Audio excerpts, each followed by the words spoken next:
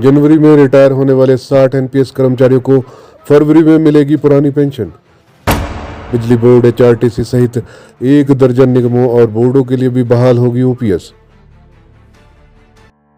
हिमाचल प्रदेश में जनवरी में विभिन्न सरकारी विभागों से रिटायर हो रहे करीब 60 न्यू पेंशन स्कीम कर्मचारियों को 1 फरवरी को पुरानी पेंशन योजना का लाभ मिलेगा। ये कर्मचारी नई पेंशन के लिए नामित थे, मगर अब इन्हें पुरानी पेंशन ही मिलेगी। साल भर तक नई पेंशन स्कीम में नामित कर्मचारियों की संख्या 40 से 150 के बीच प्रतिमाह ही रहेगी।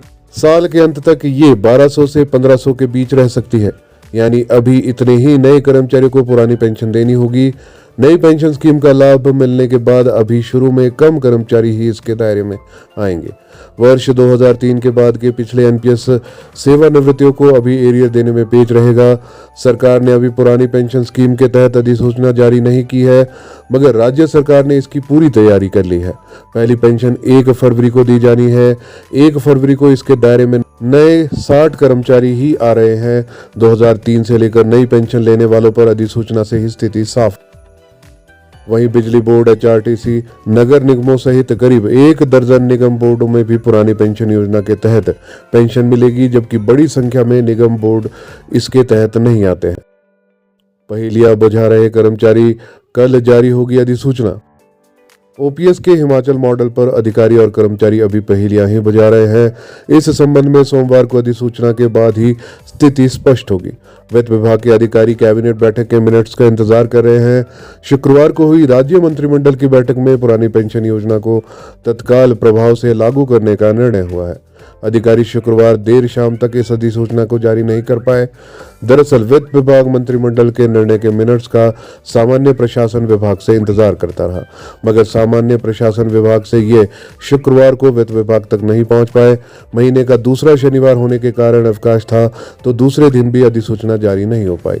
रविवार को भी इसकी संभावना नहीं है, इसे सोमवार को ही जारी किया जा सकता है। कर्मचारी इस बात को जानना चाह रहे हैं कि ओपीएस की अधिसूचना छत्तीसगढ़ मॉडल से कैसे भिन्न होगी। इस बारे में वित्त विभाग के अधिकारी अभी अपने पत्ते नहीं खोलना चाह रहे। छत्तीसगढ़ में कर्मचारियों को दोनों विकल्प दिए गए हैं कि कोई ओपीएस लेना चाह रहा है या एनपीएस के तहत ही पेंशन चाह रहा है। छत्तीसगढ़ फॉर्मूले के तहत वहां पर यदि कोई कर्मचारी पुरानी पेंशन योजना का विकल्प चुनता है तो उसे 1 नवंबर 2004 से 31 मार्च 2022 तक सरकार के योगदान और लाभांश को एनपीएस खाते में राज्य सरकार को जमा करना पड़ता है। सरकार कर्मचारियों को इस अवधि में एनपीएस के तहत जमा कर्मचारी अंशदान और लाभांश देने का नियम है। आगे पुरानी पेंशन देने का प्रावधान है। मंडी में कर्मचारियों ने मनाया जश्न, रैली की तैयारियां शुरू। हिमाचल में ओपीएस बहाल होने के बाद शनिवार को मंडी में कर्मचारियों ने ढोल नगाड़ों की थाप पर नाच गाकर खुशी मनाई। जश्न मनाने के लिए यहां सैकड़ों कर्मचारी जुटे। सीएम सुक्खू के धन्यवाद के लिए बड़ी आभार रैली की तैयारियां भी शुरू हो गई है। रैली की तिथि जल्द तय की जाएगी। ओपीएस बहाल होने के बाद पहली बार अपने घर मंडी पहुंचे एनपीएस कर्मचारी प्रदीप ठाकुर का भी जोरदार स्वागत किया गया। ठाकुर ने कहा कि सीएम सुक्खू की आभार रैली में 1 लाख कर्मचारी जुटेंगे। उन्होंने कहा कि पूर्व की जयराम सरकार के कार्यकाल में मंडी से शिमला तक पदयात्रा की गई थी, लेकिन कर्मचारियों की बात सुनने के बजाय उन्होंने उन पर डंडे बरसाए थे। इसी तरह की जानकारी और लेटेस्ट अपडेट्स के लिए डीजी हिमाचल को सब्सक्राइब करना ना भूलें और वीडियो को लाइक और शेयर जरूर करें। यदि आपके कोई सुझाव है या सवाल है तो हमें कमेंट सेक्शन में जरूर लिखें।